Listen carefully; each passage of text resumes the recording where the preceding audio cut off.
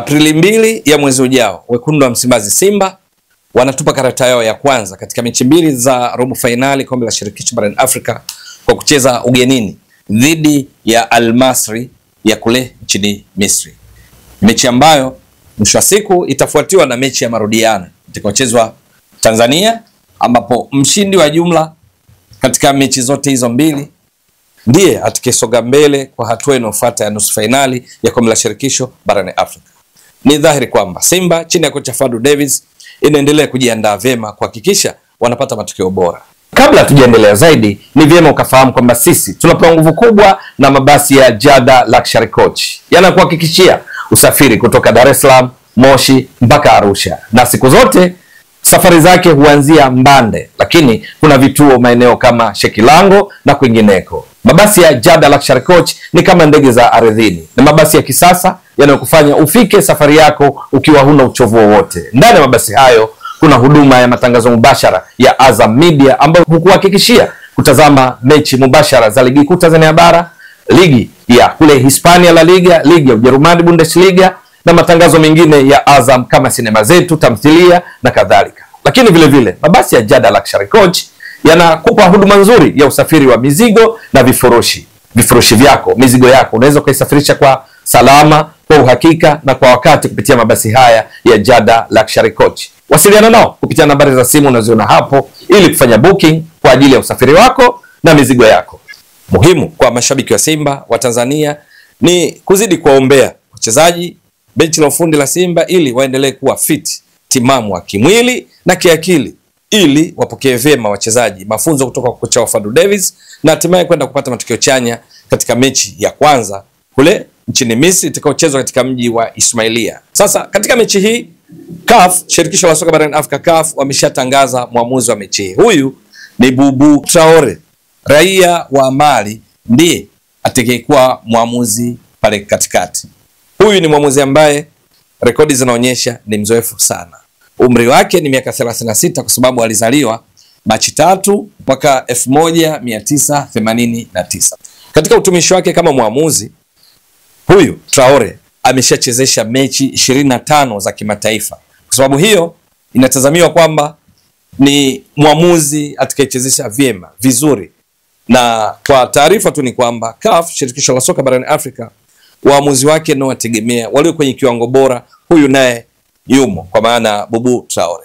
Lakini ni vyema kujua small details, vitaarifa vidogo vidogo ambavyo Simba wanapaswa kuchukua tahadhari wakati wanaelekea mechi hii kuchezeshwa na mwamuzi Bubu Traore. Hapa lazima tuweke wazi, maandalizi ya mechi yanahusisha zaidi masuala ya kimbinu na kiufundi ambayo Fadlu Davids yuko vizuri. Cha muhimu tu wachezaji wake kina Elie Mpanzu Kibisawala, akina Shomari Kapombe na wengine wote kutekeleza kwa ufanisi mkubwa kile ambacho anaelekezwa na kocha Fadlu Davids, na hatimaye kutarajiwa kuwapa furaha wa Tanzania, kuwapa furaha wana Simba. Lakini katika vitaarifa vilivyojificha ficha ni pamoja na kujua tabia za huyu mwamuzi Bubu Traore, ambaye yeye maamuzi yake ndiye hakimu, ndiye wa kuamua kama timu inaweza kufanya vizuri au vibaya kwa kuangalia kiwango cha ufanisi kutokana na maelekezo ya kiufundi kwa kocha, lakini pia athari za mwamuzi anapochezesha vizuri ama vibaya, tunajua inaweza kuleta matokeo chanya au hasi. Sasa mwamuzi Bubu Traore, mojawapo ya taarifa ndogo ndogo ambazo Simba benchi la ufundi wanapaswa kufanyia kazi ni kwamba katika mechi hizi 25 walizozichezesha, wanufaika zaidi huwa ni wenyeji kuliko wageni. Hapa inaonyesha kwamba katika mechi 25 wenyeji wameshinda mechi 17 kati ya 25 alizochezesha huyu Bubu Traore. Maana yake ni nini? Ni kwamba 68% ya mechi zote alizochezesha mpaka sasa za kimataifa wageni wameshinda. Ndio, 68%. Lakini ushindi kwa wageni ushindi ni mechi 6 mpaka sasa. Mechi 6 kati ya 25 ushindi zidisha kwa 100, unagundua hapa ushindi kwa wageni ni 24%. Lakini sare katika mechi hizi alizochezesha Bubu Traore, sare ni 2 katika 25, kizidisha kwa 100, unagundua hapa ni around 8% ndizo huwa sare katika mechi alizozichezesha Bubu Traore za kimataifa mechi 25. Lakini hiyo haitoshi.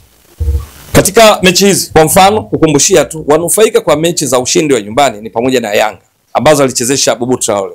Tunakumbuka vizuri msimu wa 2023-24 katika ligi ya mabingwa barani Afrika kwenye kundi lao la D.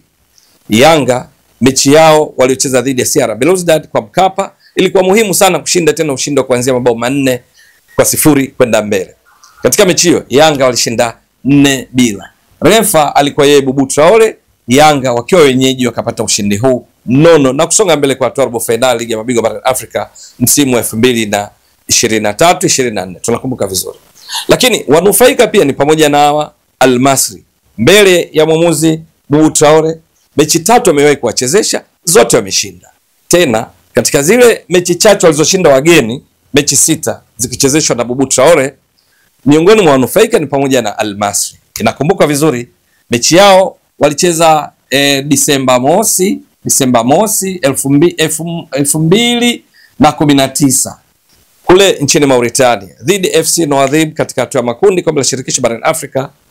Al Masry walishinda 3-2 dhidi ya wenyeji FC Nouadhib. Mwamuzi alikuwa Bubu Traore. Katika mechi mojawapo chache za wageni kushinda, basi Al Masry ambao wanakwenda kucheza na Simba Aprili 2 ndio walishinda kati ya zile mechi 6. Lakini Bubu Traore aliwahi kuichezesha tena Al Masry yenyewe. Sasa hii ilikuwa mwaka 2022, ilikuwa ni Aprili 17 walicheza nyumbani dhidi ya RS Berkane katika michuano ya kombe la shirikisho barani Afrika CAF. Al Masry walishinda 2-1. Refa alikuwa Bubu Traore. Lakini katika michuano inaendelea sasa ya kombe la shirikisho kwenye hatua ya makundi, kundi D, Al Masry tunakumbuka vizuri kwenye kundi lao walikuwa na Zamalek, walikuwa na Black Bulls ya kule nchini Msumbiji, walikuwa pia na Enyimba ya Nigeria. Sasa katika mechi mojawapo ya hatua ya makundi walicheza dhidi ya Enyimba nyumbani, wakashinda 2-0 dhidi ya Enyimba. Mwamuzi alikuwa Bubu Traore, na katika mechi hiyo wenyeji walipata ushindi huu mnono kutokana na kile ambacho walikionyesha. Walicheza vizuri sana na mwamuzi alikuwa Bubu Traore. Kwa hiyo katika zile mechi ambazo wageni walinufaika, Al Masry mechi 2 wamenufaika wakiwa nyumbani, wanachezeshwa na mwamuzi Bubu Traore, wamepata ushindi zote. Wanakwenda katika mechi hii, maana yake kisaikolojia Al Masry wanaona kana kwamba mwamuzi huyu Bubu Traore wana bahati naye, kwa sababu hakuna mechi aliyowachezesha ambayo hawakushinda. Zote 3 wameshinda ugenini Mauritania, wameshinda nyumbani 2 dhidi ya RS Berkane, dhidi ya Enyimba, na sasa wanakwenda kucheza dhidi ya Simba Aprili 2. Hii yapaswa kuwa tahadhari kwa wekundu wa Msimbazi Simba kutambua kwamba refa huyu amekuwa na bahati, Al Masry amekuwa na bahati na refa huyu. Small details. Lakini kingine cha kuongeza, refa huyu huwa hana masihara hata kidogo. Bubu Traore yeye amekuwa hana hiana katika kutoa kadi pale anapoona kuna jambo haliendi sawasawa uwanjani. Ndio inaonyesha kwamba kwenye mechi zake 25 za kimataifa alizochezesha, huyu Bubu Traore ametoa kadi 90 kwa ujumla. Katika suala la nidhamu uwanjani, Traore sifa yake mojawapo ni kwamba hana masihara hata kidogo. Ndio anamwaga kadi kama njugu, kwa sababu katika mechi 25 za kimataifa alizochezesha, Bubu Traore ametoa kadi 90. Yes, tazama. Ndio, katika kadi hizi 90, 86 ni kadi za njano, nasema yellow cards, halafu 4 ni kadi nyekundu. Tazama. Mechi 25 kadi 4 nyekundu, si mchezo hata kidogo. Miongoni mwa waathirika katika kadi ni pamoja na Enyimba. Katika mechi iliyopita walicheza dhidi ya Al Masry na kufungwa 2-0 kama nilivyotoka kuelezea. Ni mechi ambayo mwamuzi Traore alitoa kadi 4 za njano, kadi 4. Katika kadi hizi 4, moja ilikuwa kwa wenyeji Al Masry, lakini 3 zilikuwa kwa wageni Enyimba. Hili nalo ni muhimu kuzingatia kwa sababu refa huyu hasiti katika kutoa kadi. Namna gani ya kuzingatia katika mechi hii dhidi ya Al Masry? Mojawapo ni kuhakikisha wekundu wa Msimbazi Simba, hasa pale wanapokabiliana na mashambulizi ya Al Masry ya kushtukiza. Al Masry ni wazuri katika mashambulizi ya kushtukiza. Cheza yao mara nyingi wanaposhambulia wanakuwa na wachezaji wa idadi kuanzia 5 kwenda mbele, na wengi wao wana kasi mno. Sasa katika kutekeleza jukumu la kuzuia, ni dhahiri kwamba Simba miongoni mwa wanachopaswa kuwa makini katika kucheza ni kuhakikisha tackling ziwe zinafanyika kwa umakini sana. Late tackle, kuchelewa kufanya tackling ambapo ukifika wakati mpira umeshatoka na kumgusa mpinzani, kwa maana wachezaji wa Al Masry, kwa mwamuzi Bubu Traore, hiyo ni kadi ya njano, haina hata msalie mtume. Yes, anatoa kadi. Maana yake ikirudia mara ya pili ni nyekundu. Hana masiara hata kidogo. Wa kuwachunga katika kutekeleza jukumu hili wakati wanaposhambulia Al Masry wapo kadhaa. Mmoja wao ni mshambuliaji wa kinara Salah Mohsin. Ni hatari sana katika kupigiwa mipira ya kuruka nyuma ya mabeki na kisha kuchomoka kwa kasi kwenda kufanya jaribio la kufunga. Mgongoni namba 9. Huyu kwenye kumzuia ni vyema hasa walizi wa kati, kina Abdurazak Hamza, kina Shamu Karabu, Shemalon Fondo, yeyote atakayepangwa eneo la kati, basi katika kukabiliana na Salah Mohsin ni kuhakikisha hawampi space, hawampi nafasi, kwa sababu kufanya hivyo kuna hatari ya kujikuta wakati mwingine kujaribu kwenda kufanya tackling kwa kuchelewa na kupata kadi ya njano kutoka kwa mwamuzi Traore. Mwingine na Fakhruddin Ben Yusuf, mgongoni namba 28. Yeye hutokea pembeni, wanaposhambulia uingia kati, tunasema cut in, ana kasi sana. Lakini mwingine ni Ahmed Eid, mgongoni namba 20.